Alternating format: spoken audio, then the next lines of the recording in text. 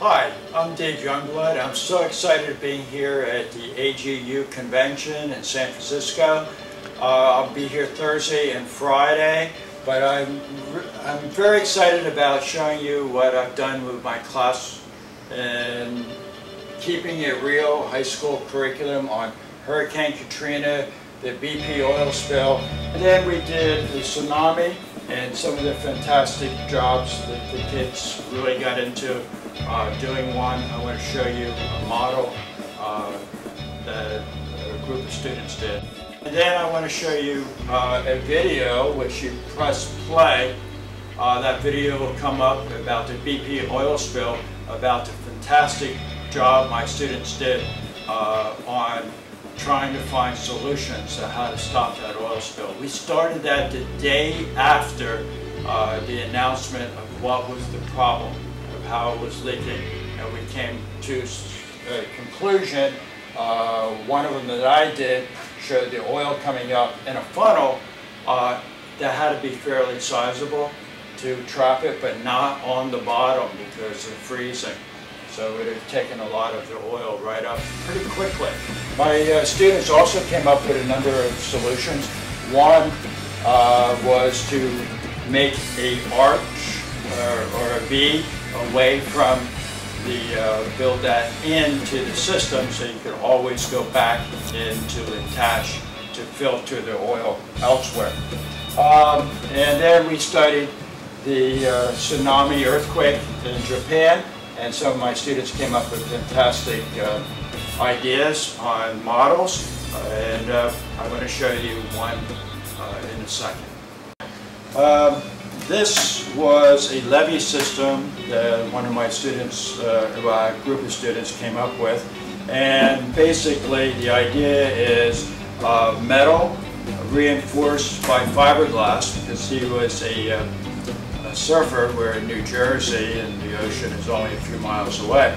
So he thought that this would make a great system for repairing the levees quickly and cheaply.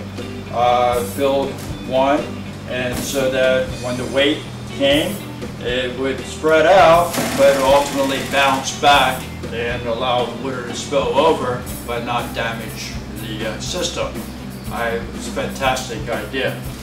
And then when we were studying the tsunamis, one of the groups came up with this, where an earthquake happened and that brought up the big tsunami wave, and it went over the village, and you could see that some of the houses would drag back as the wave receded.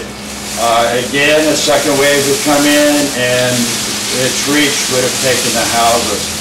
So I thought that was really a nice demonstration of what effect of the tsunami had on the villages in Japan. I also want to talk about some other information that you can get about things that I've done. This is my website, hurricanekatrinastudy.com. You could also access it through my name. But basically this is the home, and I basically was showing the straight line effects that happened during Hurricane Katrina, which was not supposed to happen during a hurricane, but there were microbursts throughout, and that's one of the reasons why there was a lot of damage through Hurricane Katrina. So my wind study has videos that you can just down, and a lot of the pictures. Some of the videos that I mentioned prior were about what was done with Hurricane Katrina, and you just go to videos, Hurricane Katrina, and you can see the three main ones that I put online, showing how the microbursts affected and straight lines affected that. Also the BP oil spill, there's three there, with the one that happened and put on national TV, we're very proud of. Also the pictures from two areas in Mississippi. The aerial photos is also there. The aerial photos is the one that I ultimately went and discussed with a a lot of people showing that you can use the pictures to show the straight line wind damage, which I think is becoming popular now to use more and more. I hope that you have a chance to look at all my work, and I hopefully will have a book on available to you in a short period of time. It's on 3 levels: personal, scientific, and lessons. So thank you for allowing me to talk to you about all my work at OAKCREST High School, Mays Landing, New Jersey. Thank you again.